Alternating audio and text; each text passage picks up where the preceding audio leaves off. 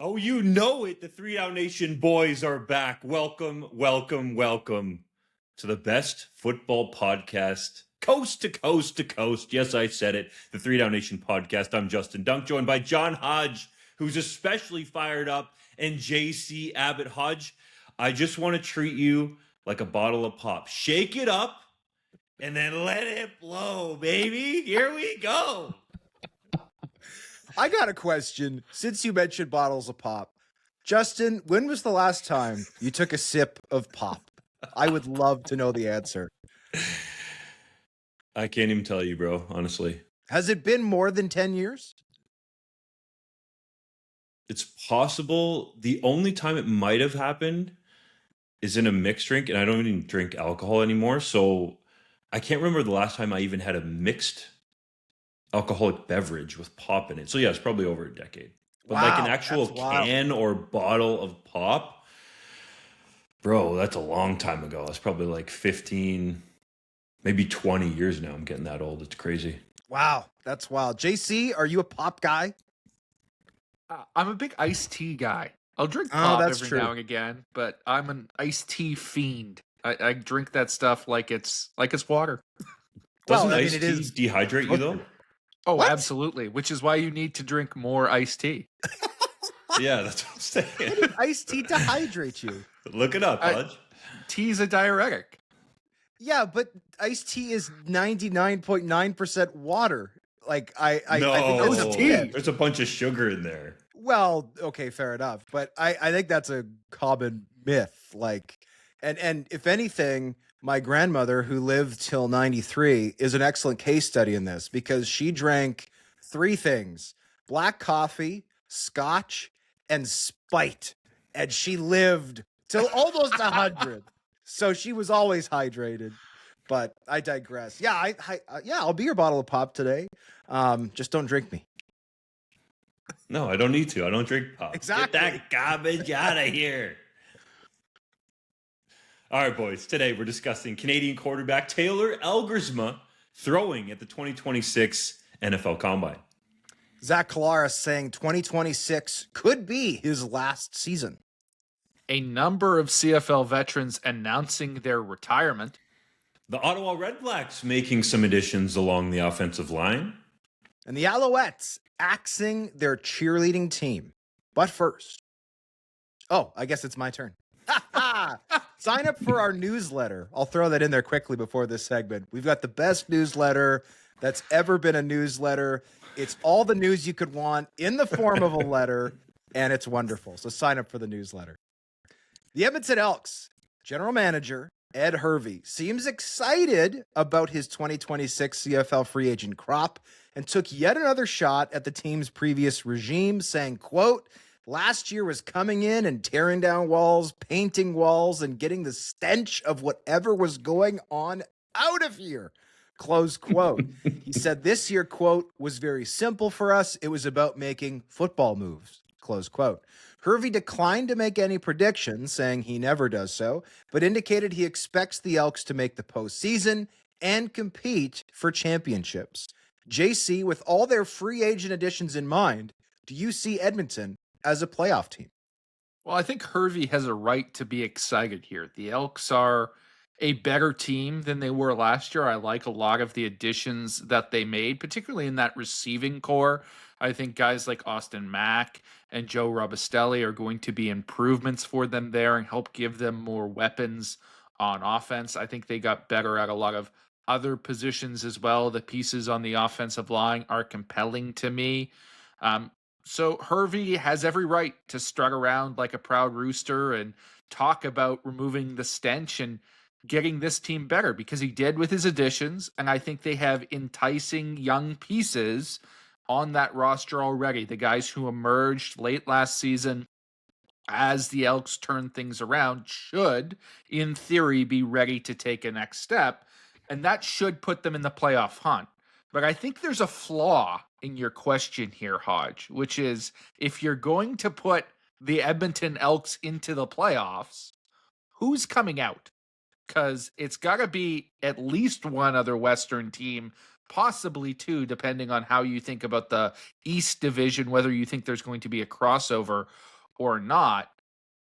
And right now, I can see Calgary theoretically taking a step back because of what they lost to the NFL. I don't think that's outside the realm of possibility. But Saskatchewan's still great. Winnipeg got better, and the BC Lions still have Nathan Rourke. And to me, that's a compelling playoff 3, which means the Elks have to get even more better than they had to be in previous years to get past that hurdle, because Winnipeg decided they're no longer going to be content with the declining status quo of an aging roster, and they were going to go out and add some talent. So the Elks are going to be in tough. I think anything is possible, right? The right injury to the right spot on the right team will propel them into the postseason, but they are by no means a lock here, even with all their improvements. How about JC taking it up a level? Talking about, all right, if the Elks are going to be in the playoffs, who's coming out, which I think is completely valid. I just love Ed Hervey and his brashness, if that's even a word. Like, this guy just doesn't care about what other people think, and I love it. We need more of those people in this league. You put a question in front of him that really doesn't even necessarily get at what he's saying. It really just gives him an opportunity to say what he actually wants to say. It's spectacular. Okay? As for this team potentially being a playoff team, JC, your point makes so much sense. If the Elks are in, who are you taking out? And when you say Calgary, there's going to be some of those people in the comments that'll say, well, you guys wrote Calgary off last year and you hate on that franchise and the breakfast that you wrote about and all the other different kinds of things, the players hating on them. We're just doing some analysis here, okay? Because it does seem like a possibility that Calgary could take a step back. Yes, it does look like Winnipeg got better. JC, you pointed out that the BC Lions still do have some flaws, but that roster in BC is definitely more talented when you talk about Darnell Sankey and Casey Sales on defense, along with Nathan Rourke, obviously the number one player in the league. Shout out John Hodge being back with the team. So I think it is going to be difficult for Edmonton to get in, but then you can look on the other side and see they had a great run at the end of last season, beat the Saskatchewan Roughriders late in the year, who went on to win the Grey Cup, and have added some critical pieces. And I think the most important piece for the Elks that was added was Malik Carney, who becomes the highest paid American defensive player in the league at $270,000 per year. I thought that was an area where the team was lacking last year, a consistent pass rush. Carney can certainly bring that. He had the number one QB pressure rate in the league last year at almost 15%, which seems insane. Like, almost 15% of the time that he's rushing, he's affecting the quarterback. That is bonkers. So I think that can be a real key. But honestly, you look at the depth chart, shout out John Hodge for sketching it out, it's not as impressive as I thought it was going to be. I come away more impressed looking at Ottawa's depth chart and Hamilton's depth chart. Now, I would likely need to look at some more of the depth charts in the West, but at least on paper, I thought it would be more impressive. There is a bunch of young talent there, and you don't win championships or make the playoffs on paper. The Elks are certainly better, and I think they're leveling up. But to JC's point, they're going to have to knock at least one team off to get into the playoffs. Yeah, that's a good time to just plug this. JC is published on February 20th, his BC Lions depth chart that's updated with all their post-free agency moves. Justin recently did the Saskatchewan Roughriders, and I did the Blue Bombers. I think it ran February 11th, so you can find those articles at 3DownNation.com. And we do have 6 more similar articles coming out. Spoiler alert, Montreal's depth chart is 95% the same. Some of them haven't changed that much, but some of them have. And we have an Edmonton Elks article that's not out yet, but we have sketched their depth chart. These depth charts are obviously unofficial, but they're just kind of our look, our analysis of kind of where this team potentially stands. And I kind of had the same takeaway. Like the offensive line, I think got better. This is one of very few teams in the CFL that I would say has adequate depth at the position. Mark Corte, David Beard, Coulter Woodmansee, great 3 interior starters. I've sketched Carter O'Donnell as the starter at right tackle, but Brett Boyko is a solid vet who's there as well, both Canadian. And then when you look at the left tackle position, I mean, they've got a few incumbents who started as Americans along their offensive line, plus Brendan Bordner and Jordan Murray, who they signed over from the Hamilton Tiger Cats, who started at left tackle for them in Steeltown in 2025. So I like the O-line. It's better. I also like the D-line. I think it's better. Robbie Smith, I think it's fair to say, had a very disappointing year relative to the contract he signed in 25. I think he's going to have a better season this year. Malik Carney obviously upgrades that unit. I also thought this unit really missed Noah Curtis last year. Noah Curtis, I think, is one of the best Canadian players in the CFL on defense when he's healthy. Missed all of 25 with the ACL. If he's back to 100%, he could be a real game wrecker in the middle for them. The linebacking core is very good. We know this from last year. Joel DeBlanco, breakout year. Brock Mogensen's exciting. Obviously, Nick Anderson is a former most outstanding rookie in this league. And I really like the young pieces in the secondary. Kenneth Logan Jr., J.J. Ross, I thought were great players for this team late last year. Shaylin Garnes has played well. The other thing you got to talk about is the Canadians. I mean, Royce Metier was hurt last season. We don't know if he'll be ready for the start of camp, but like Tyrell Ford, Joel DeBlanco, Noah Curtis, Robbie Smith, 4 on the O-line. You throw in Keon Julian Grant, possibly Zach Mathis, who missed most of last year. You've got like 10 guys who you can comfortably start as Canadians. That's all really, really good. No notes on that. Obviously, Justin Rankin is a great player, and Cody Fajardo, though not the most spectacular quarterback of the CFL, is very consistent. The receiving core, to me, I was excited about a post-free agency with the additions of Austin Mack and Joe Robustelli. Now seeing it on paper, though, I don't know if I'm as excited. Like, Keon Julian Grant is solid, not quite consistent enough, but has high peaks.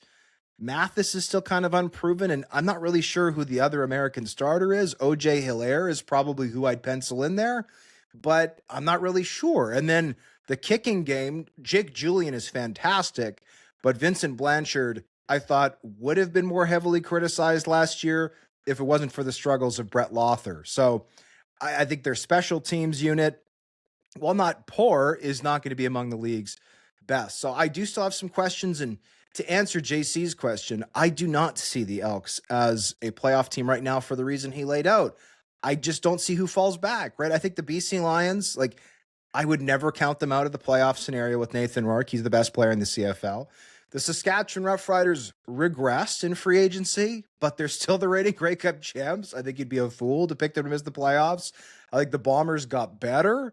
And yes, the Calgary Stampeders got picked apart by the NFL with guys like Jalen Hutchings going to the NFL, losing, oh God, I'm blanking on the linebacker's name, Jacob Roberts, who signed as well with the Vikings. But again, I don't think Alford too. Yes, exactly. Damian Alford as well. So like, I don't know who falls back, right? And I think in the CFL's world, they're probably desperately hoping that all the West teams just go like 9-9 and everyone's in it right to the bitter end. And maybe that'll happen because I do think there's going to be a ton of parity here. But yeah, someone is going to miss the playoffs. And right now, I'm not going to say it's the Elks because again, I do think they are better, but one of those other teams has to fall back, and I don't know who it's going to be. I think it might honestly come down to injuries at the quarterback position. And if that does happen, I think the Elks are well situated with Taylor Powell. And arguably, this is the one spot where the Elks are better than any of their West Division teams. If you look at the depth charts, in my opinion, they have the best quarterback depth with Taylor Powell there. I think there's questions in the other 4 markets. So if someone else goes down at QB, I think the Elks make the playoffs. Short of that, I got questions. I do. I would agree with that assessment at the quarterback position. I think Taylor Powell gives you exceptional depth behind Cody Fajardo. And with all due respect to Cody and what he's been able to accomplish in the CFL, he's got somewhat of a limited ceiling. And I think Taylor Powell is a guy who has a high floor as a backup. And those 2 points are probably closer than the situations in a lot of other markets. I also think if you want to look at maybe the Calgary Stampeders regressing, you've got to note that a crossover from the West into the East is no longer a guarantee, right? You did a brilliant breakdown of the teams in the West, Hodge, but if we look out east, the Montreal Alouettes, very few changes. I think they're still going to be a contender next season, and they may be even better if Davis Alexander can stay healthy for a full year. The Hamilton Tiger Cats maybe took a step back in some areas, but I still think they are firmly a playoff team. And then the Ottawa Red Blacks got dramatically better. I think they will make a push for the playoffs this year as well. Toronto Argonauts, of course, improving. I think they've got more work to do, but I would see those three teams out east making the playoffs, which means beating Calgary isn't good enough for Edmonton. They've got to get over one other team. Where I will disagree with you, Hodge, I like this receiving coring. I like it a lot. I think OJ Hilaire is a guy who can really take a jump in year two. I loved him coming out of Bowling Green State University. I thought he was a stud in college. I thought he showed down the stretch that he could be a stud in the CFL. He was the Elks' best receiver for the last portion of the season, in my opinion, and I think he can be a guy who takes that year two leap, aided by the presence of some veterans in Austin Mack and Keon Julian Grant. And then Joe Robustelli, from what I've seen, he has the potential to be a 1,000-yard guy. He's only 3 years into his football journey, right? 2 years in Saskatchewan, one on PR, one playing a little bit last year, and 1 year in college. That's it. He has not reached his ceiling yet, and I think he has massive, massive potential. Whatever you want to do with that last spot, whether it's an American or whether it's a Canadian with Brendan O'Leary Orange and Zach Mathis contending for that spot, to me, that's largely irrelevant. But I think the other four guys, I'm very confident in them being successful receivers in the CFL. This segment mostly, fellas, is fodder for another epic Cody Fajardo speech, because in 2023, nobody gave the Montreal Alouettes a chance to make the playoffs, let alone go on and win the Grey Cup. And I do think that we are being critical of the roster, but there is some upside here. The Elks are a young, improving team. And I think you can see the way that they make a playoff push based on the way they finished last season and the talent that they've added on top of it. And the fact that you go around the depth chart and you don't necessarily have too many questions about the guys who are penciled in as starters. Whereas you can look at the Saskatchewan Roughriders depth chart and say, okay, a weak side linebacker, we know there's going to be a new starter there, and we haven't seen those people play a lot of football. Same with one of the American receiver spots for the Riders. So it's not just as easy, as much as Rider Nation doesn't want to hear it, as playing it out on paper and going back to back and winning 2 straight Grey Cups. So Cody Fajardo, I think we should look at the offense this way. Has an improved receiver group over what he had last year. And I think we would all agree, played pretty good football down the stretch, got comfortable in Jordan Maksimic's offense. And let's not forget, it was his first year in Maksimic's offense, And then also, there was a quarterback change and a little bit of tension there that happened in Edmonton when Fajardo took over. So that's all completely gone now. Going into the second season in the same offense with a familiar target in Austin Mack, who some people have said seems like he's a flash in the pan, but had his best season with Fajardo. So you go get him someone familiar. Then you look at the Canadian depth this team has. What do we talk about for Grey Cup contenders? Quarterback play, Canadian depth. One of you fellas laid it out well. I think it was Hodge said that you could argue, and I think it's probably true, the Elks have the best quarterback 1-2 punch in the West Division. That's a very smart point. Was that Hodge or JC? That was Hodge. It was a smart point, so it was me. That's usually the case. Hodge is actually probably the smartest of all three of us. But point stands. It is the best 1-2 punch, proven at least, in the West Division. You look at the Canadians as well, and you can see they can start more than 7 Canadians easily. And we're not just talking about raggedy old Canadians. We're talking about legitimate Canadian starters who might even still have some upside.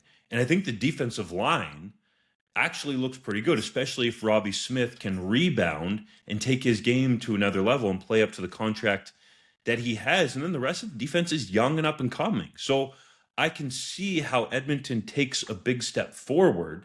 And I think there's an opportunity there for them to potentially prove some of this analysis wrong. But it's just as difficult with recency bias to take a look at the West Division, to JC's point, and say, okay, they got to get in the top three. Because I do think the Ottawa Redblacks have improved enough to make the East a legitimate three-team division with Montreal, Hamilton, and Ottawa. And that tells you what I think about the Argonauts roster at the moment. So there's going to be injuries. There's going to be highs and lows along the way. But I think Edmonton as a team looks really good. But they have to go out and prove it. I think that's probably, if I'm gathering what we're all saying here, the fact of the matter for Edmonton is that they have to come together and go out and show us on the field. Yeah, and I think one of the obstacles for them last year were the growing pains on defense. Like the second half of the season, under rookie defensive coordinator JC Abbott, this unit played pretty darn well. The first half of the season defensively was an unmitigated disaster. So I'm curious to see if this defense can hit the ground running. If it does under JC Abbott, who I think is a really, really bright young coach, and obviously isn't even that far removed from being a most outstanding defensive player in this league, then that takes a lot of pressure off of the offense. The defense was so poor out of the gate last year that the offense was not able to do what they do best, which is run the ball and control the football, right? Which is often a good recipe for winning football, but only when your defense is holding opponents to, say, 20 points or less. Not so much when it's halftime and it's 23-3 and you're going, okay, all that game planning we did is out the window. We got to push the ball downfield, even though that's not the thing that we really do best. So I'm curious to see how that plays out. But regardless, whether the Edmonton Elks make the playoffs or miss the playoffs, I look forward to the next time Ed Hervey does media. He is must watch, must listen. What happened the last time he did media at the CFL Combine? Was that when he went off with Superstars? I think. Superstars. I think so. Yeah. There you go. But for real, Hodge, I want to get to what you alluded to there, because Rider Nation's sitting there going, Hodge thinks we regressed after winning a Grey Cup? They did. Care Obviously, to explain? they did. How could anybody say the Rough Riders are as good on paper right now as they were in November? And it's paper. I get that. But like Dante Myers goes to the NFL. You can't control that, but that still is a loss. And then defensively, most of that Grey Cup winning defensive line is elsewhere. CJ Rivas, who's a great Swiss Army knife, is gone. Like AJ Allen, ratio breaking, game breaking linebacker. Him and Tommy Neild were like the two West Final heroes, and they're gone. Like, yes, the Riders have done a good job of retaining their talent, and I'm not discrediting that. Most of the offense is back. I think 11 of the 12 starters from Grey Cup are back. But, like, yeah, they're not as good. I think getting a new kicker will help them, but they don't have anybody proven right now. And defensively, they've got some holes to fill. Now, do I think their scouting department's going to do a good job filling those holes? Absolutely.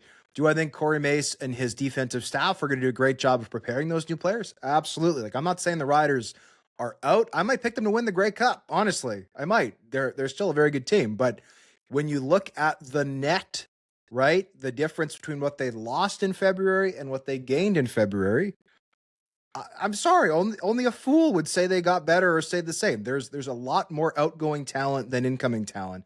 And that's what happens when you win the Grey Cup. You can't, right? People are going to pick you apart when they can. And that's what happened to, again, not a big extent. A lot of the players are back, but like there's a ton of talented guys who left. And that's part of being the top dog.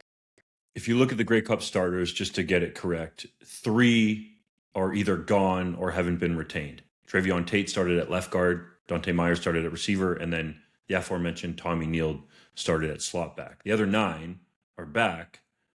Plus, Keyshawn Johnson didn't even start in the Grey Cup. So, well, and that's kind of what I'm told. Just to clarify, like Johnson would have started if he wasn't hurt, right? So, like, yes, there's 3 guys who aren't back, but like some of those guys were in the starting lineup because of injuries. So, yeah, It technically is 3, but again, that's why there's kind of a gray area there. I mean, those 3 guys are gone, but like if Keyshawn Johnson would have been in the Grey Cup, probably a Joe or Mitchell Picton don't dress. Right. So that's the little bit of a difference. But yeah, you're right. You look at the defensive line, man. I think that's a major one. Malik Carney, gone. Micah Johnson, retired. Mike Rose is back. Habakkuk Baldonado went to Ottawa. That's 3 of the 4 starters in the Grey Cup. I'm not saying that they can't have guys that step up, but if we're looking at this roster, the Riders are going to need at least one American defensive end to step up into a starting role with the guys that they currently have. And bringing James Vaughters over from the Winnipeg Blue Bombers, it's great to have Rose back, and I think Caleb Sanders can take a jump forward. Ali Saad played really good football, but there are some projections there, and we've talked about weak side linebacker in the American receiver spot as well. So there's no doubt. I think Rider Nation will go, oh, Hodge is just saying that because he's a Bombers homer, which is absolutely not the case. He's just spitting the facts that Jeremy O'Day talked about. The Riders did a really good job of retaining some key high-priced pieces. But at some point, you get to the salary cap, and most teams aren't going to pull a BC Lions circa 2024, and then you got to make some decisions, which is ultimately why a guy like CJ Revis is not there. AJ Allen. And like there's gray here, right? Like it's you can simultaneously have done a good job of retaining players and also lost some good players. Like it's more nuanced than just Rider good, no, Rider bad. And that's why cavemen don't provide analysis. So yeah, they did a good job, but they also lost more than they gained. And that's usually almost always going to happen when you win a championship. And news flash to fans, there can be rookie players or players you haven't heard of that step up. Just a couple of years ago, Rider fans didn't know who Keyshawn Johnson and Dante Myers were, for example. Now you got one of them who went to the NFL with the Cincinnati Bengals and Myers, and Keyshawn Johnson, who was a CFL All-Star receiver that the fans are frothing at the mouth to hope that the Riders re-sign. So I'm with you. I think the Riders' depth will help them out in some of these positions. And the fact that Corey Mace dresses a whole bunch of defensive linemen, I mean, we can do probably a whole podcast on everybody's depth chart, and perhaps we will in the future. But your point's well taken, Hodge. There's no doubt that proven talent left Saskatchewan, but there's the ability for some of these other players to step up. Similar with what we're talking about with Edmonton. That roster looks really good. It's young, but players are going to have to go out and ultimately prove it on the field. I think the only way to sum up Saskatchewan's situation is they were perhaps the deepest team I'd ever seen in a Grey Cup game at that stage in the season. In just every spot on the roster, they were 2 or 3 deep. Now they went from having 0 question marks, 0 concerns in my mind, to having a few question marks. Not even holes, just questions. And I think they can address those, but they are not the same team that they were a year ago, and they're going to have to find some answers in those spots. Canadian quarterback Taylor Elgersma has received an invitation to the 2026 NFL Combine. Dunk, could that lead to a contract? If not, is Elgersma going to sign in the UFL, the CFL, or neither? It's possible. To answer question 1, I'll get to question 2 in a minute, because there seems to be a bunch of headline readers out there that can't comprehend how this is possible. Well, I'll tell you how it's possible. The NFL Combine, the people that run it, called Taylor Elgersma and invited him to throw. And based on what I was told, there was also an admission that Elgersma should have been formally invited last year. So perhaps this is them doing what they should have done and realizing their mistake from a year ago. Now, people are saying, well, it's not the same. NFL teams just don't invite people willy-nilly to come to the NFL Combine, okay? He's going there to throw, and there's also the opportunity when you are there to talk to NFL teams, to get up close yet again with those key decision makers, head coaches, general managers, lead scouts. This is a big deal, to be quite honest. Some people are saying, well, it's not the same. He's not in his draft year. How can he even go? He was in training camp with the Green Bay Packers. To answer that question, every year there are a select number of free agents that get invited to come to the combine, potentially at other positions, but we're focusing on the quarterbacks. So, for example, Elgersma got one of those invites, and then Kyle Trask, who was a second-round pick in 2021, is the other quarterback that will be throwing at the combine along with the draft-eligible prospects. So it is a big deal for Elgersma to go. He's the second U Sports quarterback ever to go to the NFL Combine. Some people might be like, well, it's not the same. He's not in his draft year. He's still going to the NFL Combine, and it is going to help his chances to potentially sign an NFL contract. It is never a bad thing to be in front of the big-time decision makers in the NFL. So that's what's going down with Taylor Elgersma. As for signing in the UFL or the CFL, I do think that if an NFL contract does not come for Taylor Elgersma, and he's able, and this is a key part of it, fellas, to get a work visa, some people have overlooked that fact with the UFL, then there is a, dare I say, golden opportunity there to go to the United Football League, get more tape playing the 4-down game, the American version of the game, which is what NFL evaluators and coaches have told him he needs to get more of. Go and play in that league, and if he does well, there have been a whole bunch, I'm sure JC has a whole list of names of players that have played in the UFL and earned NFL contracts. So he would be able to do that in the spring and then go to NFL training camp in the summer. That, in an ideal world, is what I think could happen with Elgersma unless he goes to the NFL Combine, impresses there, which he has done at every turn along this journey, and earns an NFL contract. Like, let's not forget, this guy came from Wilfrid Laurier University, put together a Heck Crichton trophy-winning season, won a Yates Cup, was very close to knocking off a difficult Laval team in the 2024 Vanier Cup. Gets invited to the Senior Bowl after impressing at a couple, let's call them lower-ranking college all-star games, including the one that JC usually goes to every year, the College Gridiron Showcase. Goes to the Senior Bowl, doesn't look out of place. Every other player from the Senior Bowl at the quarterback position last year is currently on an NFL roster. He has his pro day in Buffalo, lights it up, looked like he was the University at Buffalo starting quarterback in the Dome. I was there in person. I will never forget that. And no, I'm not just saying it because he's a Canadian. He goes and impresses the Green Bay Packers enough in a subsequent mini camp for rookies and a visit for them to sign him to an NFL contract, bring him to organized training activities, put time, effort, and resources into him, and he looked really good in the preseason. So I think he's very close to chasing the NFL dream and getting another contract. And the people out there that can't understand why he hasn't signed in the CFL yet need to give their head a shake. He literally has an opportunity in front of him to earn life-changing money, with all due respect to the CFL.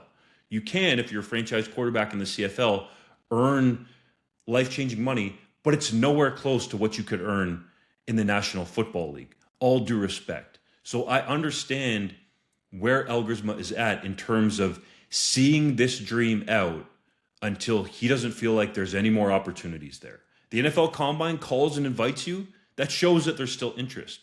Behind the scenes, from what I've heard, there's still interest from teams who are putting their coaching staffs together.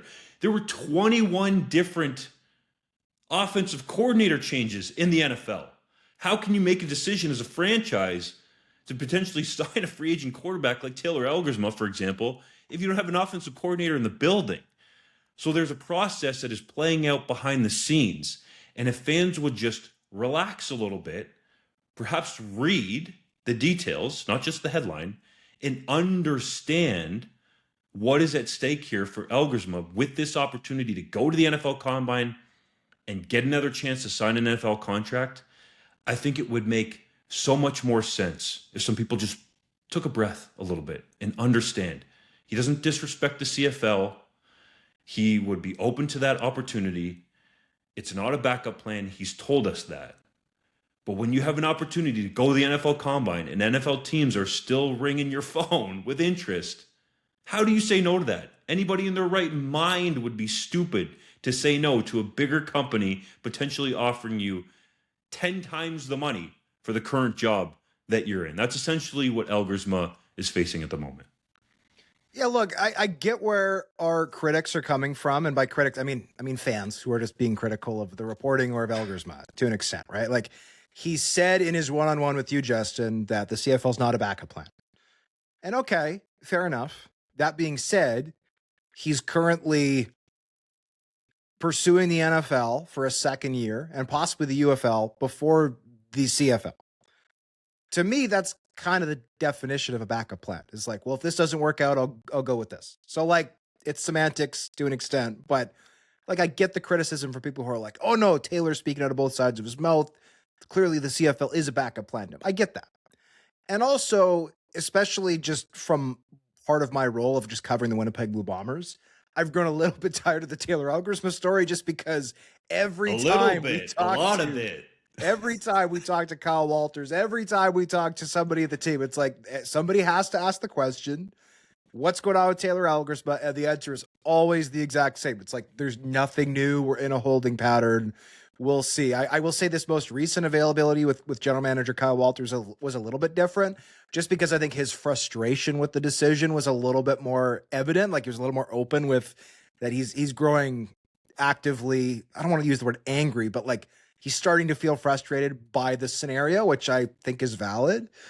Obviously, the Bombers want to sign him really badly. They have a desperate need at quarterback, and Taylor Elgersma is an excellent prospect. So I appreciate that from their side. That being said, I got so angry yesterday when we reported this story and we were inundated with comments. And I don't really read comments as much as I can, but I run a lot of our Instagram account, and we posted our graphic of Taylor Elgersma getting invited to the Combine. And I saw so many comments from people who are like, this is clickbait.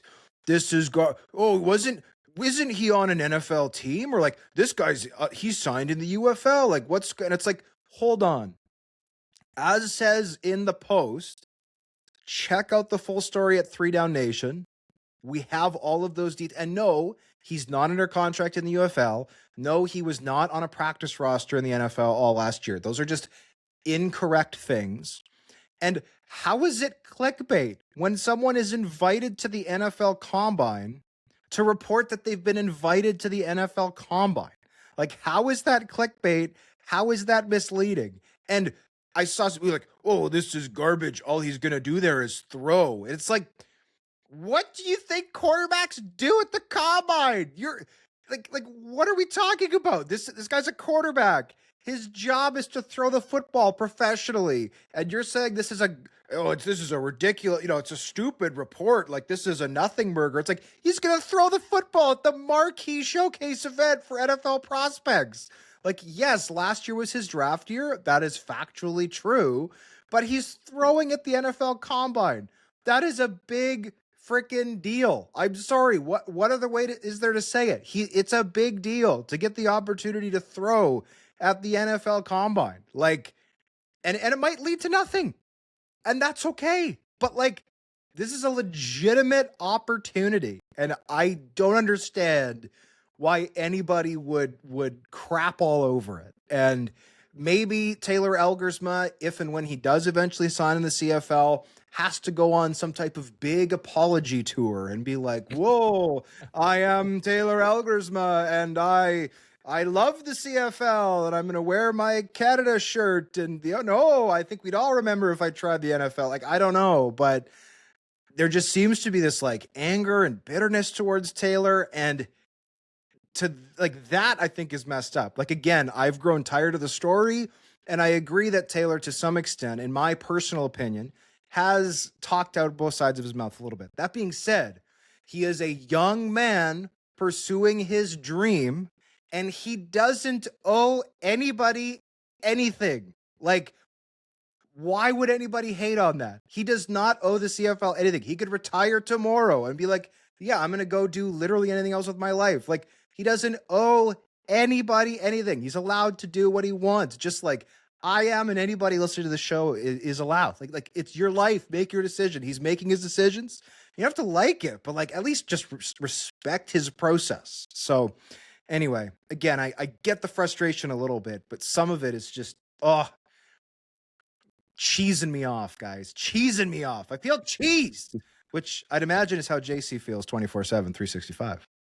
It really is. I'm constantly cheesed off, and I'm cheesed off about this too. I just wish that some fans out there would give their heads a shake, because I think the same hate that Taylor gets for this decision, which I can understand is a little bit frustrating if you're a fan of the Winnipeg Blue Bombers, but fundamentally makes sense from a football perspective for a guy who's trying to claw his way from U Sports into the NFL, is the same hate that we saw Nathan Rourke get when he did his shot at the NFL.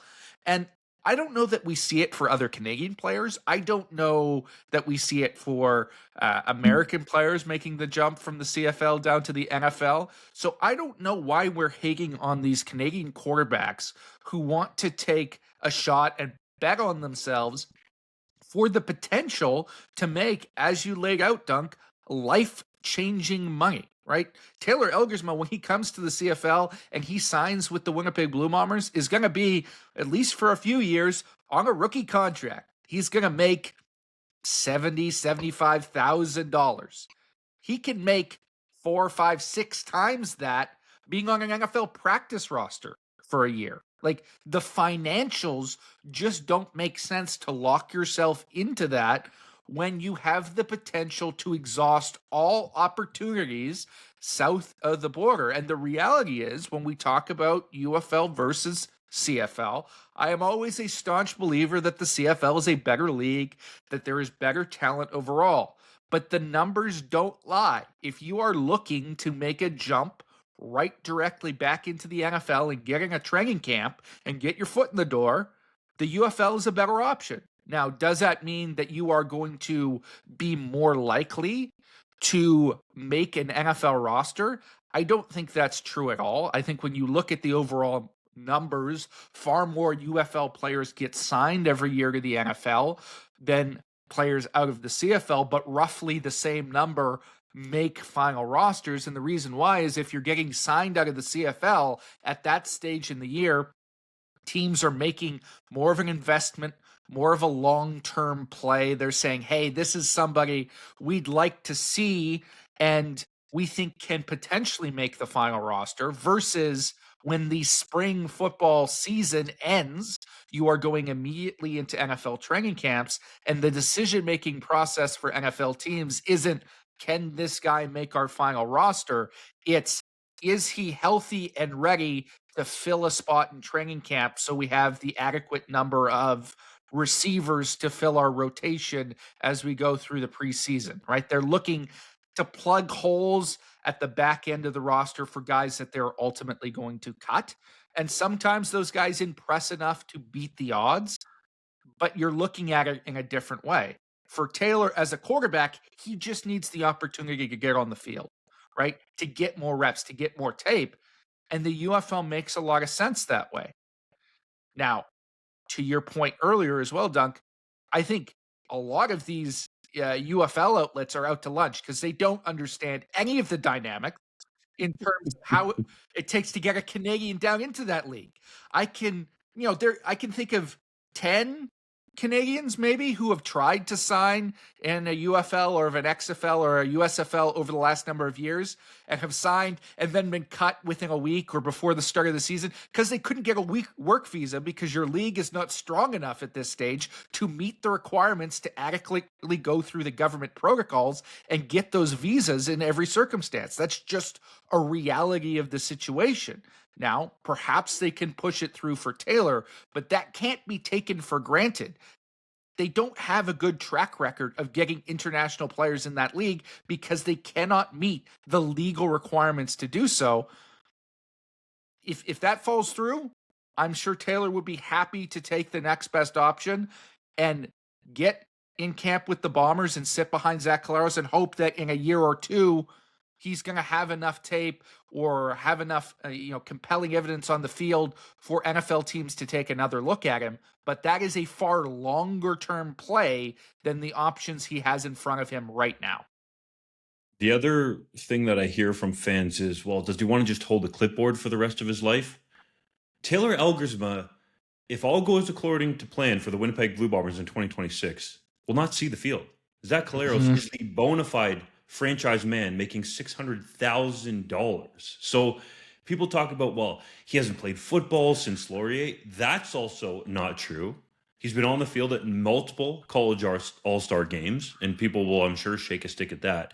He was at organized training activities, training camp, played in multiple preseason games with a head coach in Matt LaFleur, who's viewed as an offensive guru, who has worked with, Aaron Rodgers and Jordan Love. Like, what are we talking about here, people? Take a second, relax, and look at the full picture. I do think it could be beneficial for Elgersma to be behind Zach Collaros for a year, or perhaps more if Collaros plays longer, but he's not going to get on the field if things go to plan in Winnipeg. So you are criticizing Taylor Elgersma for, I guess, what fans feel is wanting to hold the clipboard in the NFL, but you think he should come and sign in the CFL and do the exact same thing for far less money. Like, make that point make sense. So I think we've done a great job of laying out all the different perspectives here with Taylor Elgersma and his future, what's in front of him, what's in the longer term. But if everybody could just think about it, I think in the simplest way is your own job. Like JC said, even just practice roster money in the NFL is much bigger than what he's going to make on his three-year rookie contract in the Canadian Football League at around $75,000 per year. Canadian, by the way. You get paid in American down in the US, which, as we all know, the currency difference is notable. So I think if you look at it from your own job perspective, if you had the opportunity to make 10 times more money, essentially doing the same thing, everybody would do it.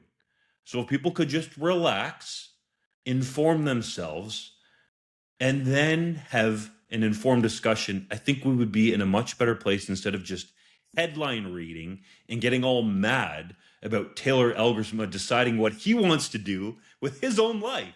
Well, and also, he turns 24 in March. Like, if Taylor was on year 7 of his NFL quest and he was 30, like, I kind of get the criticism at that point of like, oh my God, this is ridiculous. Like, this is watching like the 40-year-old garage band guitarist being like, no, we're going to make it this year. Like, at a certain point, I get it's goofy, but like, this is his second year.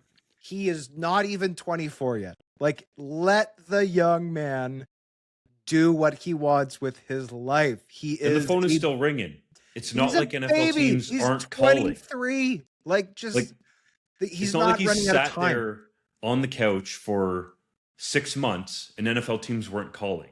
That would be a completely different situation. And for people who haven't met him, like, Taylor Elgersma is a sharp dude. He's got a photographic memory.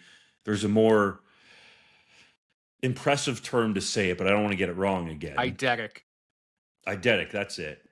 And that's actually a fact. He told me that when they were at training camp with the Packers, they would install around 150 plays per day.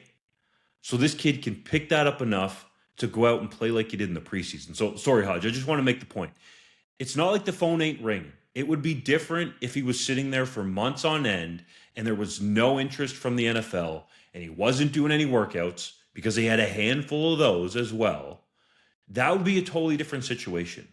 There is interest in Taylor Elgersma enough for the Birmingham Stallions to draft him without really understanding the work visa process. That's how much interest there is in Taylor Elgersma when it comes to American football. I, for one, was shocked to learn that the UFL might not be operating at the sheer and utmost high level of professionalism.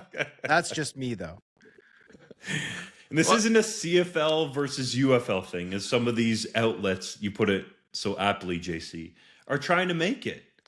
This is just the facts of the situation. Some of these outlets are trying to say, well, he's committed to the Birmingham Stallions. Well, he ain't playing there if he doesn't have a work visa, okay? And also, it's happened many times that a player has played in a spring league, be it the XFL or the UFL or the USF, whatever, and then they've signed a CFL contract that same year. That's how time works. They don't happen at the same time. They only overlap a little bit, and then the passage of time continues, and then they can sign in the CFL. So it's not even like if he signs with the Stallions, now the CFL becomes a 2027 thing for Taylor. Like, no, he could still sign this year. That's how time works. It's a hard concept to explain to flat earthers. The only button that I'll add to this conversation is, Taylor doesn't want to go and hold a clipboard. That's not his ambition. But for anybody who's asking that question, would it be wrong if he did? Like, is there a better job on planet Earth than backup NFL quarterback? I personally would love to earn $10 million while standing around in a baseball cap and not getting hit. That would be fantastic, right? Like, that's a sweet gig. If that was his ambition, would that be such a bad thing? Like, is your steak too juicy? Like, that's the type of thing you're complaining about, him going out to try and get one of the best jobs on planet Earth. Yeah, I think he's well entitled to exploit every last opportunity in order to get that sort of gig. Yeah, we should move on, but I will just quickly throw out, I've just looked at the UFL schedule. The last game is scheduled for May 31st, which is the same week that CFL training camps start. So obviously playoffs happen after that. I don't know what UFL teams are favored to make the playoffs, but CFL training camp starts before May 31st.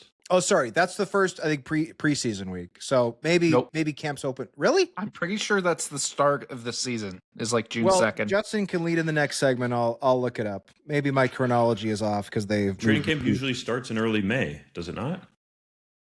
I believe rookie camp is over by May 12th, if I'm not mistaken. Okay, so I think that's it starts a little bit 8th. more of an overlap. Fair enough.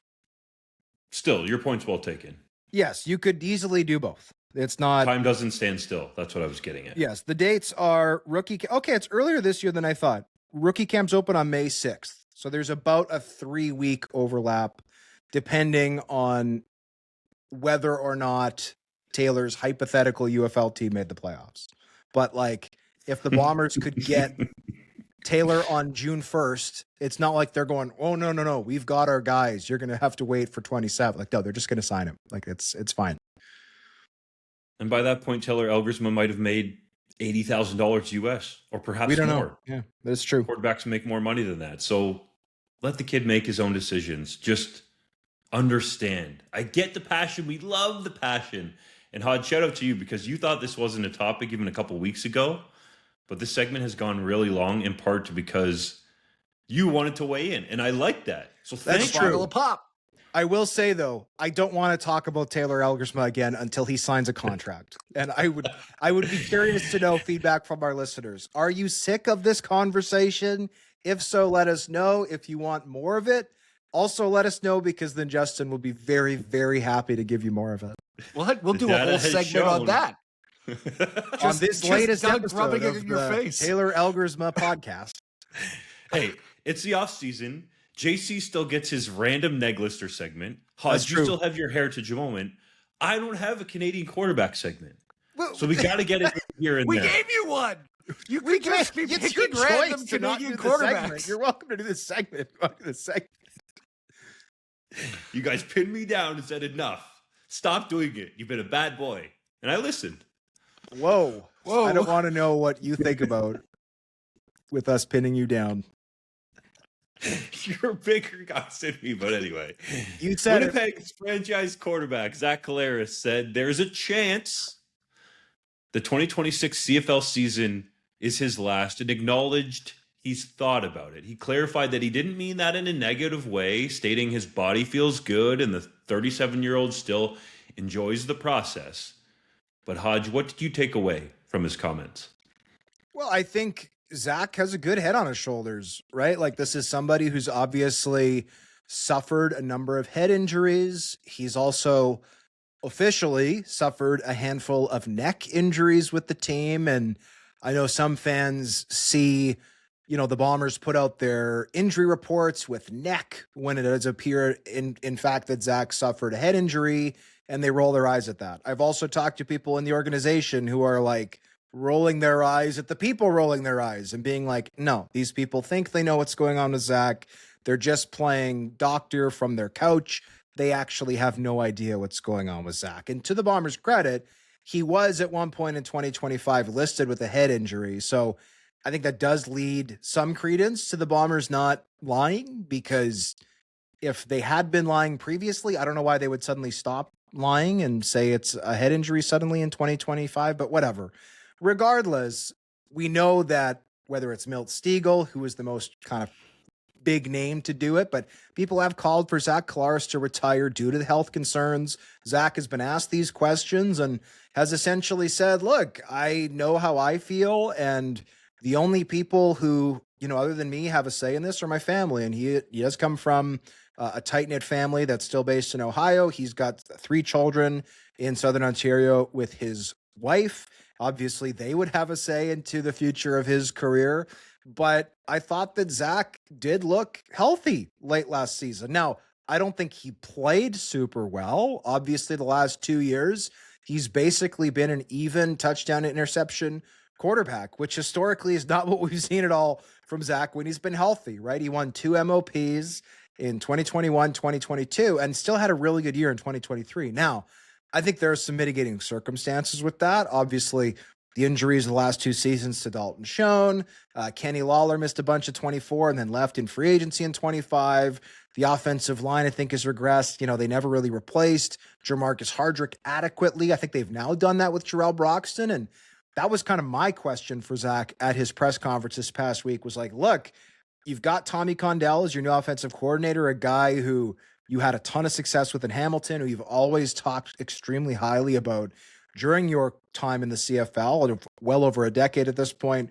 You've got Tim White in the building. You've got Tommy Neal. Like, this receiving core is the best it's been in a few years. And the offensive line has now been upgraded. Like, essentially, what do you see as your realistic expectations for 2026? And he didn't really want to put numbers on it. And he made it clear, he doesn't really care about winning another MOP, for instance, but he did acknowledge his touchdown interception ratio has not been good enough the last few years, and he wants it to get better. He did say also, I don't really care about how many passing yards I have, essentially saying, whatever it takes to win. In other words, if one game to win, he has to hand the ball off 50 times and they're only going to throw the ball 8 times, he's happy to do that.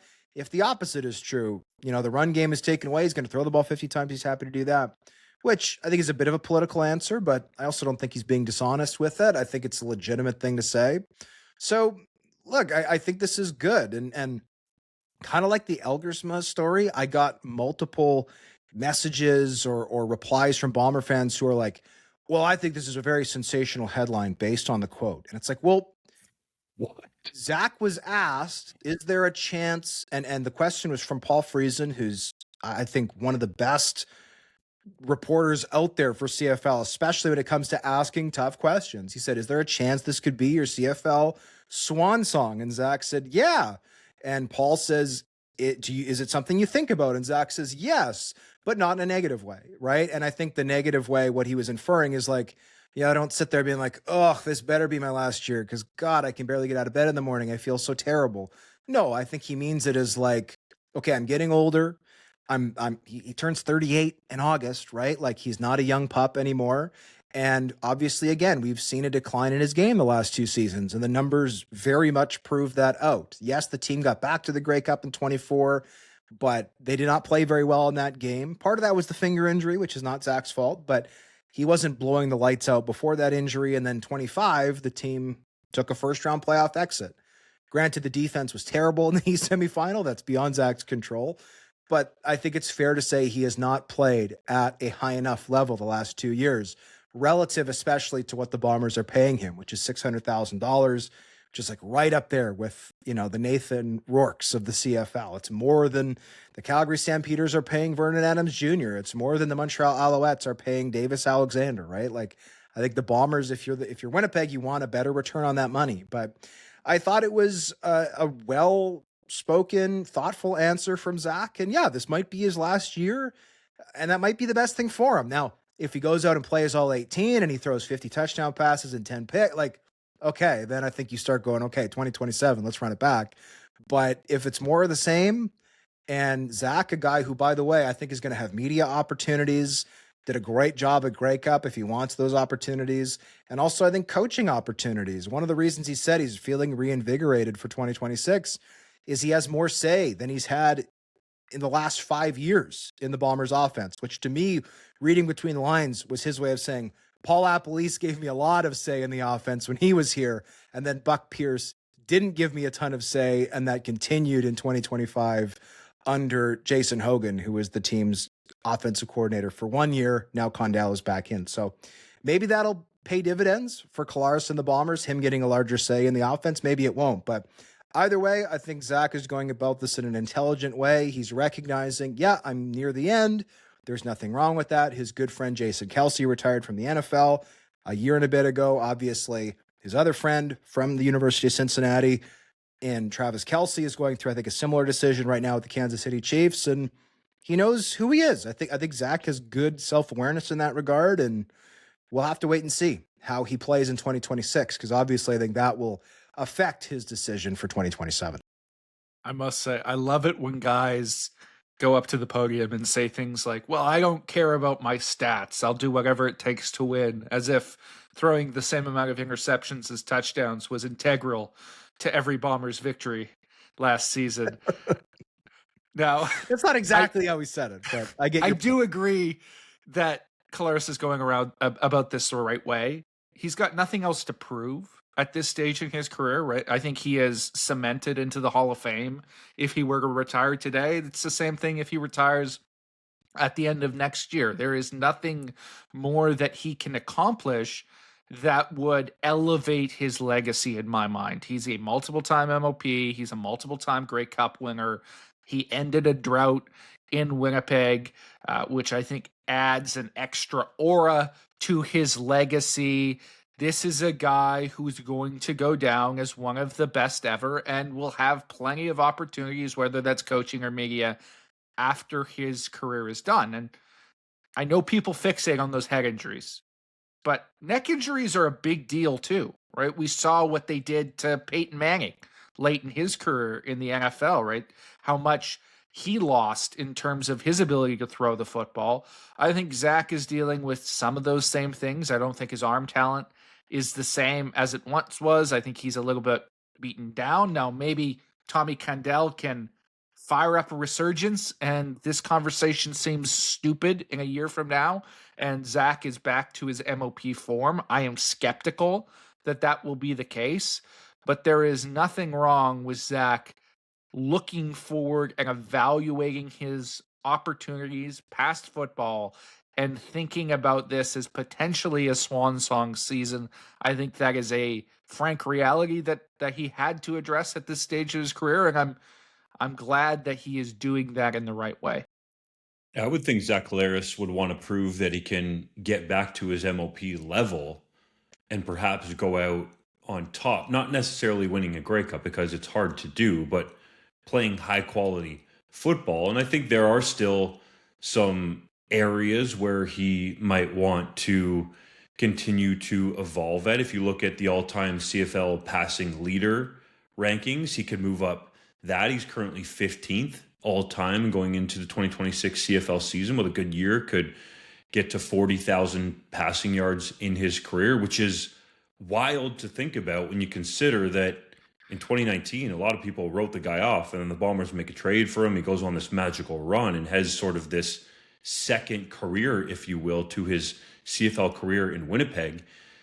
We all know Mike O'Shea is going to give Zach Collaros the opportunity to ride until the wheels fall off, but I don't think Zach is that kind of a guy. Hodge alluded to it. He's very self-aware, and I don't think that would be the way that he would want to go out. Jason Kelce, as you alluded to, is good buddy. Didn't do it that way. I don't think Travis Kelce would either, but I still think he could play at a high level in the NFL for what it's worth. And I think Zach Collaros, with some of the moves that Hamilton made, Hamilton, excuse me, God, Winnipeg. I was thinking of Tim White and Tommy Condell, who both have ties to Hamilton. But with some of the moves the Blue Bombers made, I think you could see that offense become explosive again, but they have to prove it on the field. I do appreciate the honesty from franchise quarterbacks like Zach Collaros and Bo Levi Mitchell and even Cody Fajardo.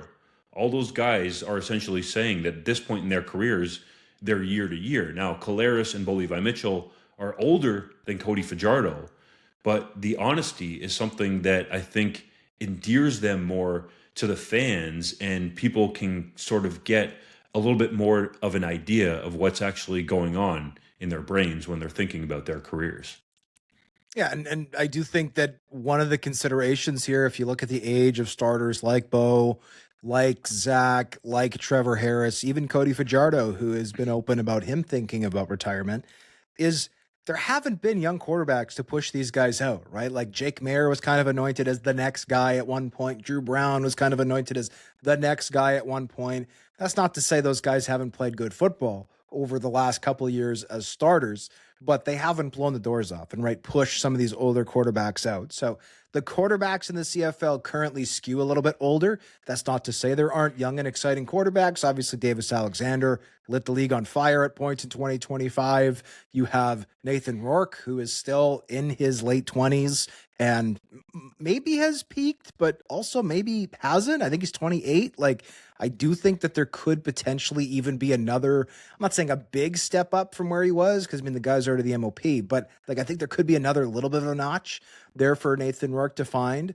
But yeah, the quarterbacks in the CFL skew older right now. That's part of the reason these opportunities are being afforded to these guys. But Bo Levi Mitchell, who a lot of people wrote off after a really disappointing 22 season, 23 season, he's the two-time East Division nominee for MOP for a reason. He's been playing really good football.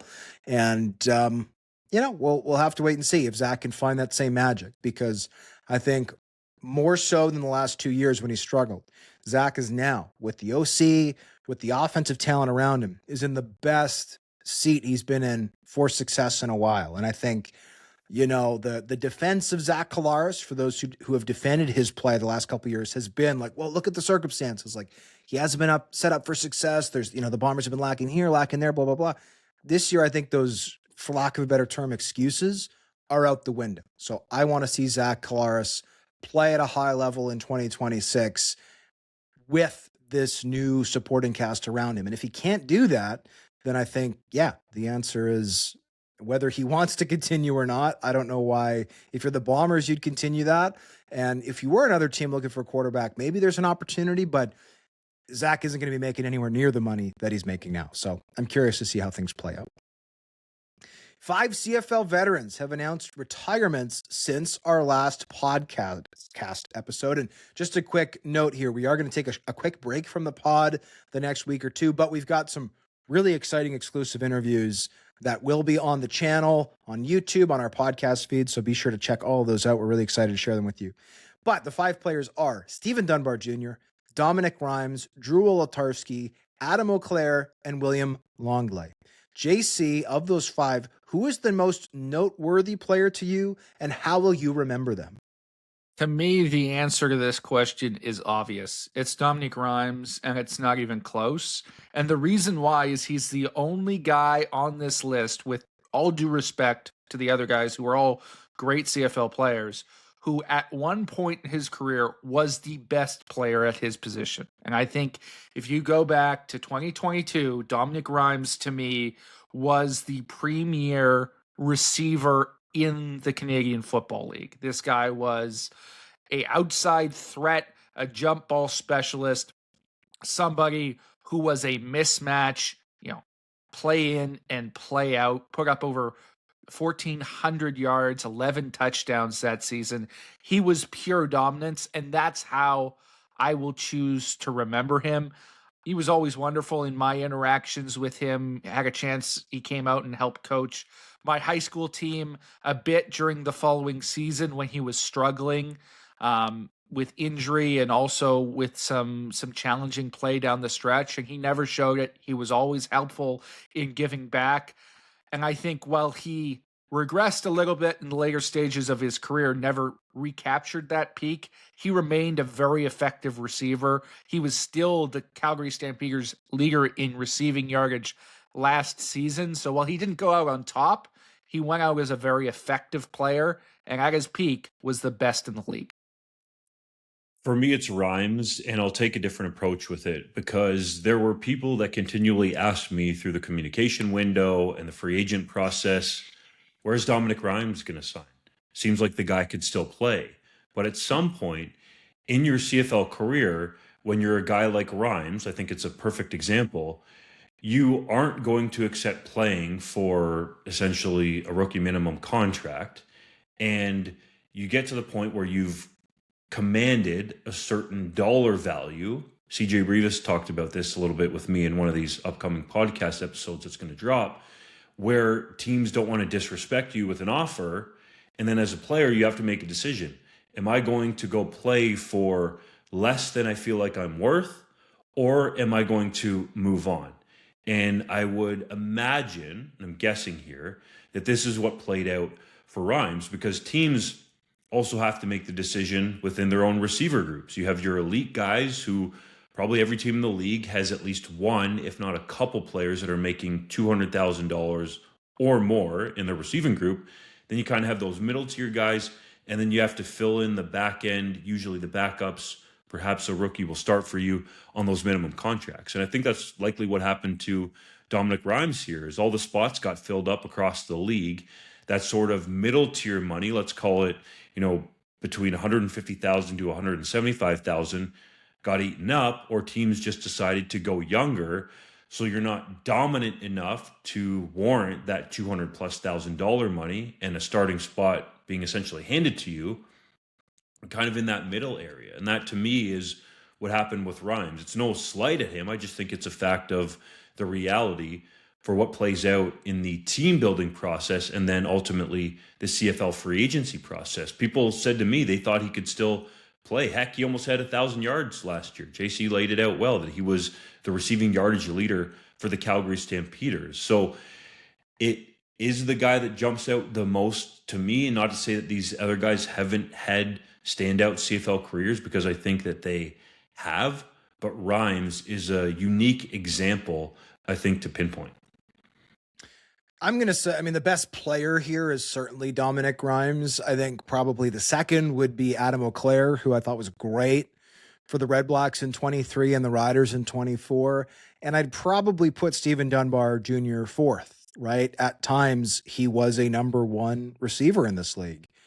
And I do want to highlight William Longley, a guy who was like a fullback teamer, right? Like it's like the least thanked position in professional football, maybe other than long snapper. And yet he played a ton of games, 10 seasons in this league. He fought through a really bad knee injury last year for a little bit and then shut her down. And he won a Grey Cup. So I want to recognize that. For me, the most memorable will be Drew Olatarski, just because he's the one I spent the most time with. And anybody who has ever seen an interview or met Drew Olatarski knows he has a personality the size of Princess Auto Stadium. He is a super warm person. He's a very thoughtful person. He is originally from California, and that is very evident. After doing the press conference with him on Thursday, ran the audio through a transcription program and then searched for the keyword bro. And in 29 minutes, he said bro, I think it was 26 times. Like, he loves to say the word bro more than just about anybody I know, which I'm not saying as a criticism, just trying to illustrate how colorful he can be. He's also a really good singer and guitar player. And by sheer coincidence, he learned to play guitar at a music store I worked at when I was in university. So him and I have talked about some of like the crazy characters who we encountered there, like just a really, really thoughtful person. And I remember in 2024 when it was very evident that he was playing hurt.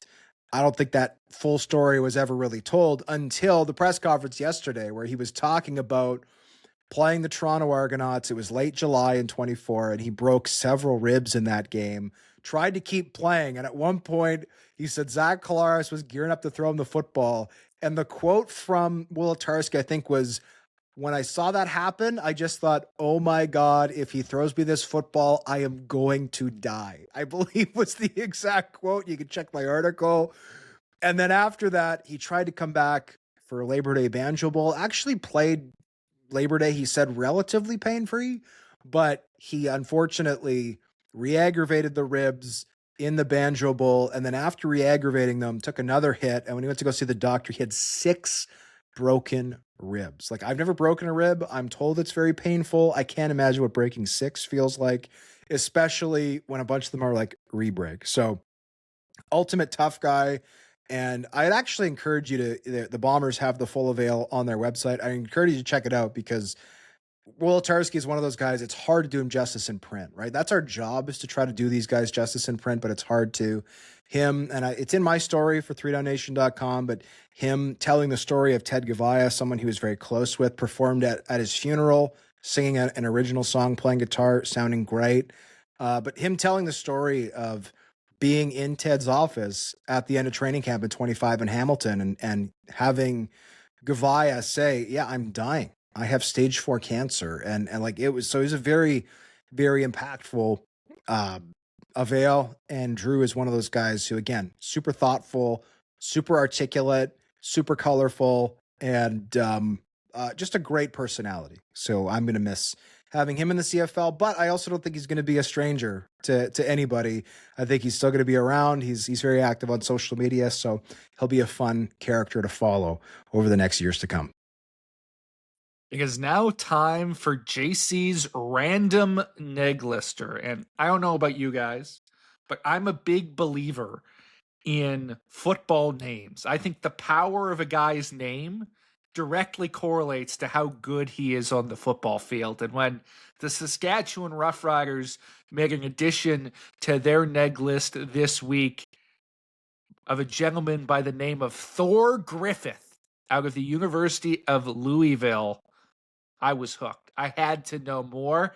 And it turns out he's a pretty compelling prospect. Defensive tackle, 6'1", 305 pounds, was a 2-time selection on Bruce Feldman's Freaks list for The Athletic, which details the biggest athletic freaks or anomalies in college football. He peaked at number 16 on that list in 2024. Do either of you want to hazard a guess on how many reps of 225 on the bench Mr. Thor Griffith can put up?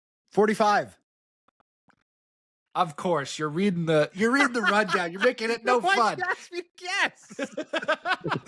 Well, I thought you would play along. Yes, it's 45 reps on the bench, and he's no slouch in the speed category either. He runs a 4.95 40, so he's pretty quick for his size.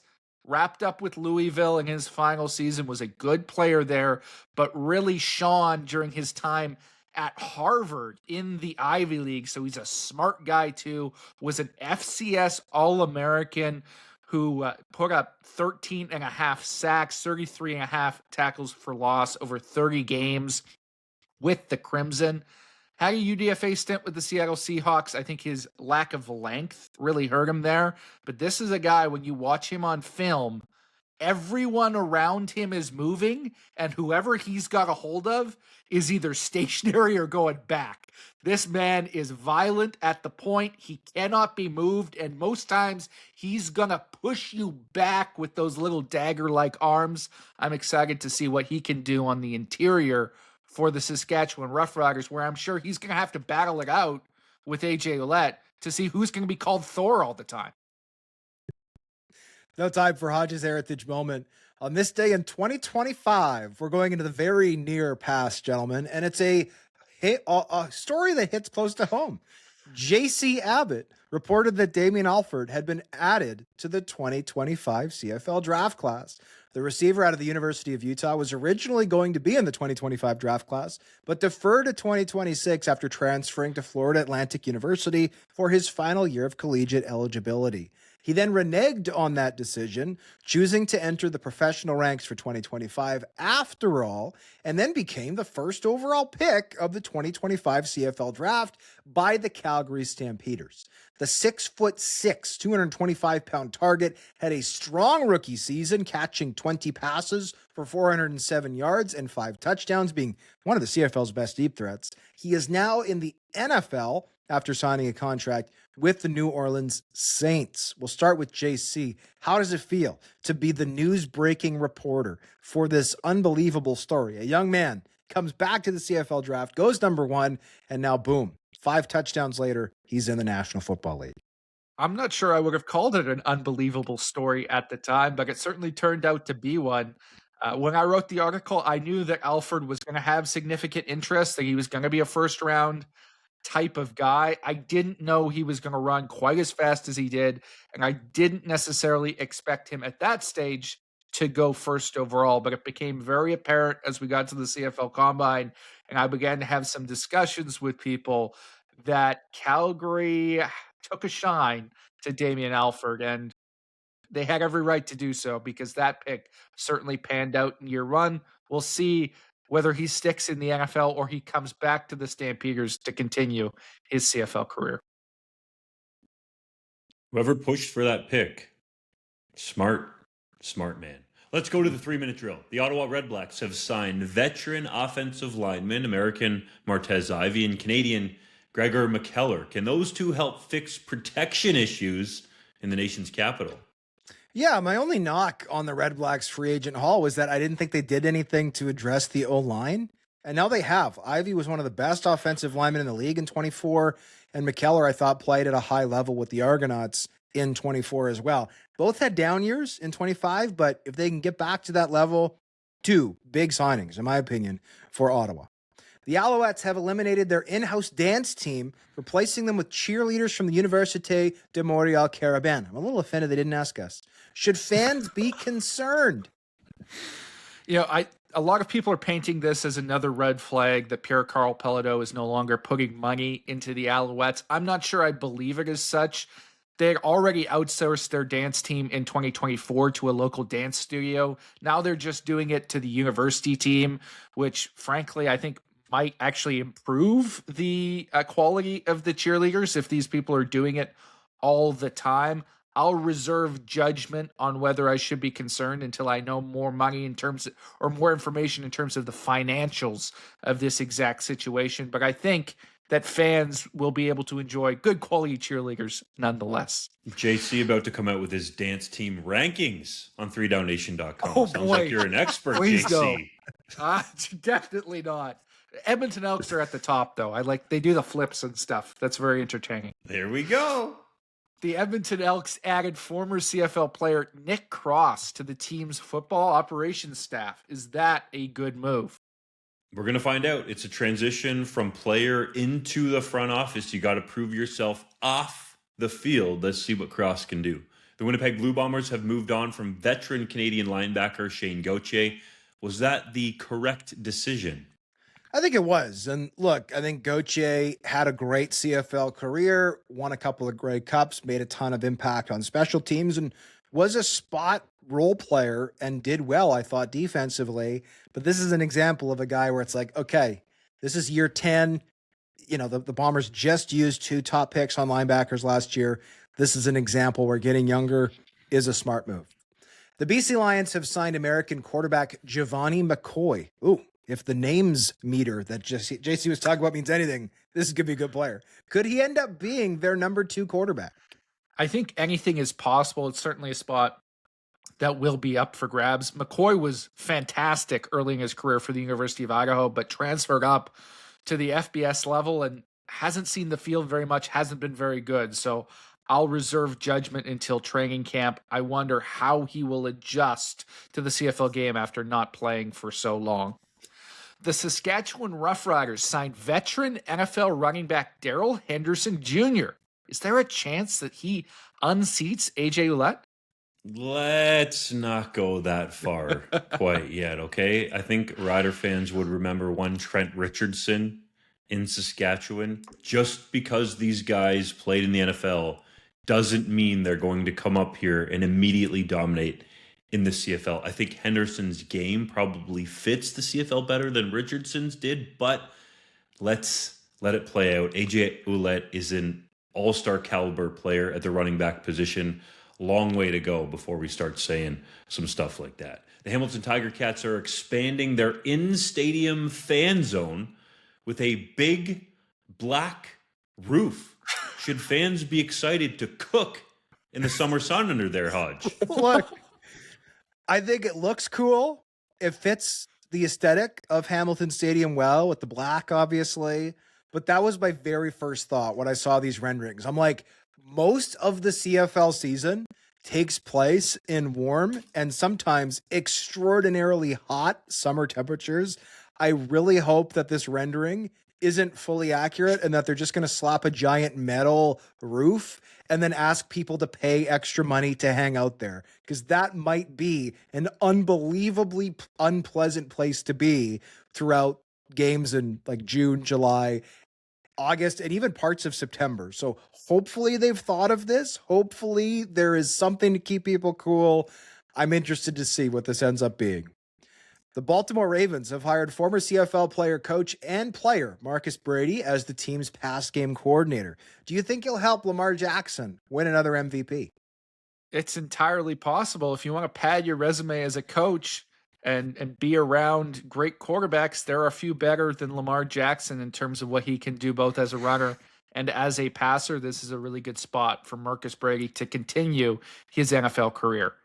Mitch Picton is leaning towards retirement after helping his hometown Saskatchewan Roughriders win the 112th Grey Cup. Could he really be done?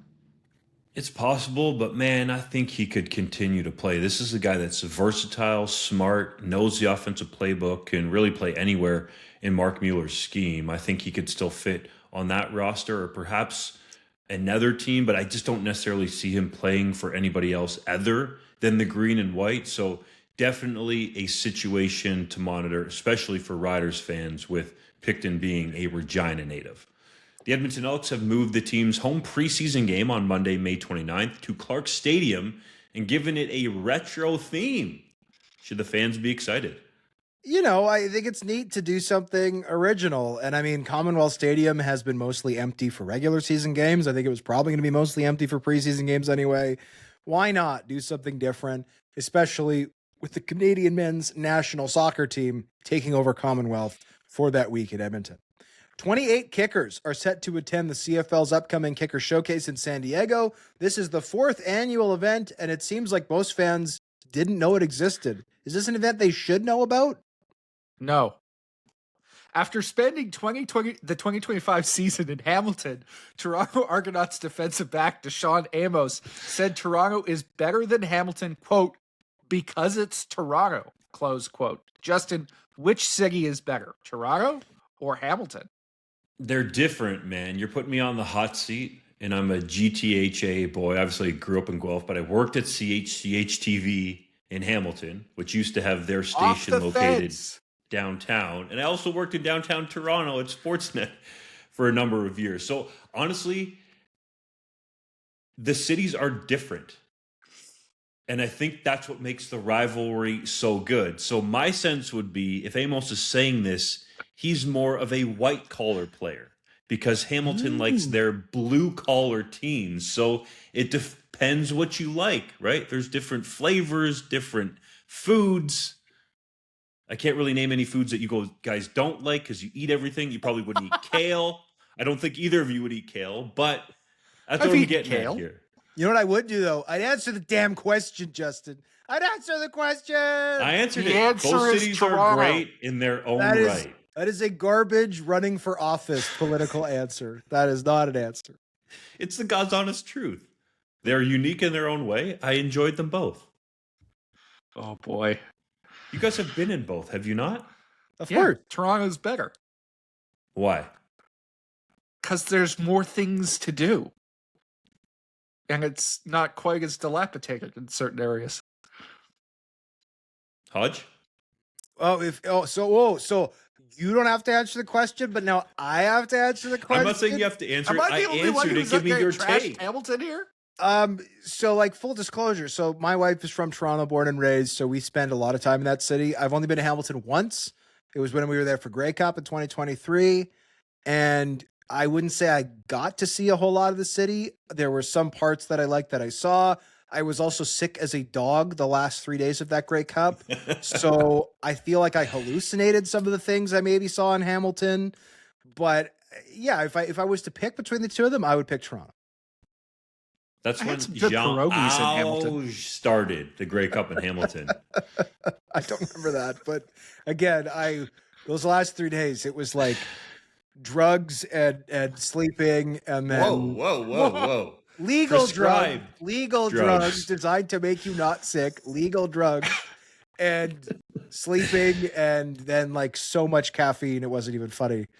Oh God, that was I wild. remember walking around our Airbnb and just repeating, Jean Auge, Jean Auge, Jean Auge. Yeah, Justin Jean is the Auge. most, for those who haven't met him or spent a lot of time with him, Justin is maybe the most parrot-like human I've ever met. Like he hears something and then he will just say it over and over and over and fight. It's like, you said that 84 times. Can you please? He's like, what? I wasn't saying it. And it's like, yes, you were. You're a parrot. You're a parrot.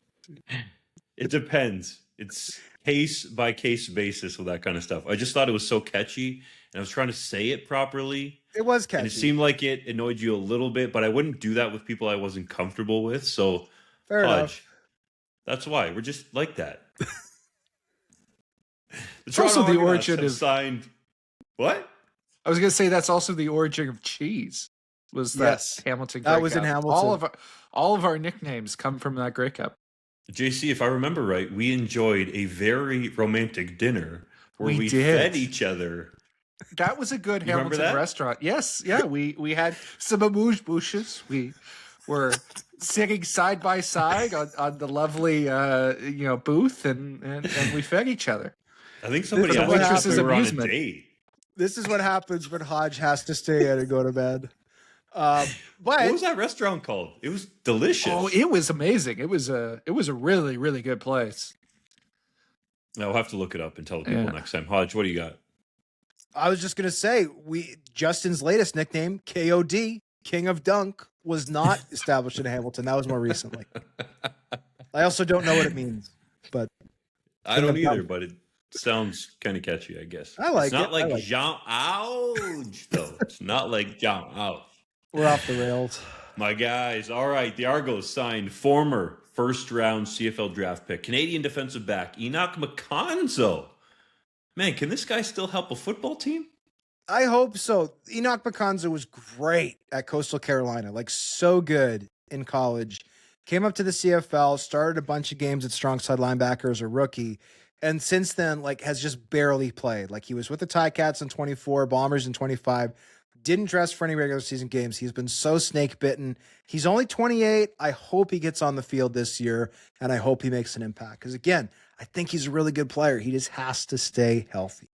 Last one, on a somber note, 5-time Grey Cup champion and Queens head coach Bob Howes passed away at the age of 83. JC, how will you remember Bob Howes? As one of those legends of the game that doesn't necessarily rise to a Hall of Famer status or somebody we talk about because of the accolades, but a captain on 5 Grey Cup teams, and then to go be an OC on a Vanier Cup winner and win a Dunsmore Cup as a head coach at Queens. Those are tremendous accomplishments. Any one of them for a singular individual. He did all 3.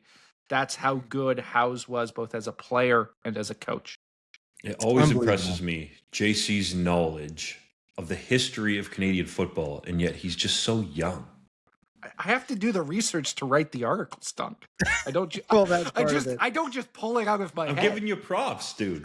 But also, though, if a magical genie fell from the sky and was like, oh, someone who you think is young has actually been a 200-year-old man in disguise this whole time. You can only get one wish. So I'd be like, JC Abbott. Why would a genie?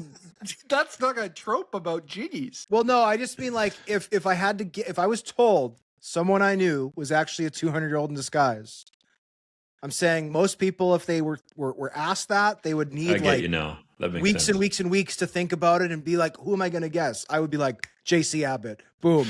And they'd be like, damn, how'd you know? Yes, that's correct. Here's your gold. I have aged like I'm 200 years old. That's accurate. It's partly your don't be own so hard doing. on You need to yourself, work out JC. more and sleep better. You don't need look to a day fix over breathing, bro. 38. Fix my 38. Now it's the roast of cheese. From the sounds of this, it sounds like Trouble in Paradise. That's what I'm hearing. Let's just let the record show before we sign off. Both of you characters did not want to tape a podcast, and we have now gone over the 1.5 hour mark. You claim that there was nothing to talk about. We have covered a wide array of topics today, Canadian football and otherwise. Pop, dinners, restaurants, which is the better city, Toronto or Hamilton? A question you didn't answer. The next time you guys don't want to tape a podcast, we're doing it because it turned out to be a banger. Well, I wouldn't say we didn't want to record a podcast. I would say we were skeptical how much news there was. We're always down to record a podcast because we love our viewers, we love our listeners, and we know that they love us too. But yeah, we did fill it. Granted, of the 95 minutes, 93 of them were you talking about Taylor Elgersma, but the rest of it was very good. Hold up, bro. You had a Taylor Elgersma take, which I appreciated very much. I know, I'm just joshing. For Justin Dunk and JC Abbott, I'm John Hodge. We thank you as always for checking out the podcast. Again, we are going to take a bit of a break with a bit of a lull in the CFL news cycle, but we have some really exciting exclusive content on here on the podcast feed with some really exciting guests over the next few weeks. So please check those out. We'll see you then.